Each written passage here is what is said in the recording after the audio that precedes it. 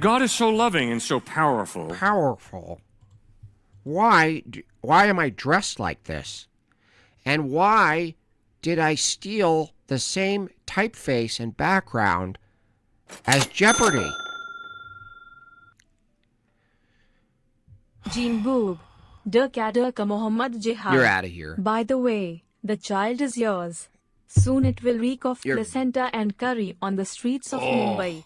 You're Please done. come again. No pun intended. You're done. I'm looking for different voices. We're going to bring in Tyrone, Vagine. You're going on maternity leave or whatever. Then why do you suffer so much? Why do you suffer so much? Why? Well, I have a Jeopardy card up here. Maybe you guys could help me answer it. You like that, don't you? Thank you for the tomato money, Raging Tomato. Appreciate that. Generous $10 comes in from Sarah. Why do innocent people get raked over the coals? Why? What's going on? Why doesn't lightning hit the people I want it to? Doesn't God care? Or is he simply too weak to do Where did my neck go? anything about it? Why are my legs so skinny? Now, How am I walking? one of the reasons that I think if you don't have I look like a perpetual tennis coach. a home church, you should make Fellowship Church your home church, is because of what Pastor Ed and his precious wife Lisa went through in losing their precious daughter in 2021. Let's slow it down. Let's appeal to emotion really quick. I mean, you're a pastor. That's not supposed to happen to you and your wife. That's not true. Why would you say that? So why?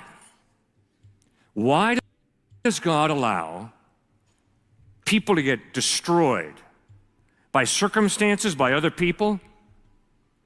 Is God disinterested? First part of the answer is, I do not know.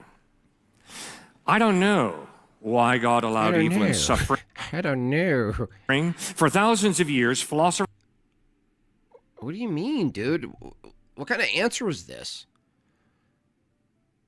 It's not a question of assuming what God thinks about things as if he's like, processes opinions the same we would temporally. The question itself of why is there suffering, there is a question of why they're suffering. And to say you don't know is to reject the fall. Like, what do you mean you don't know? It's because of free will. Now, to just extrapolate on the contention itself, it's so stupid. If you guys hear this, some of you probably heard my take on this before, but when someone says, if God real, why bad thing happen? What they're really saying, if God is real, why are there consequences of causal chains of reaction? Like, in other words, they're saying, if God is real, why are there laws of physics? Why are there even if-then statements, for that matter? So, no,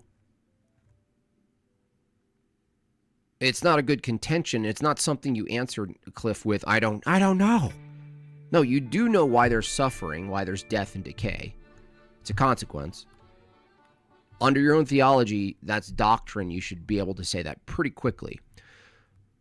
Why God permits such things, why God permits the effects of the fall, is because if he didn't, he would be removing and violating your free will. At least in this scenario.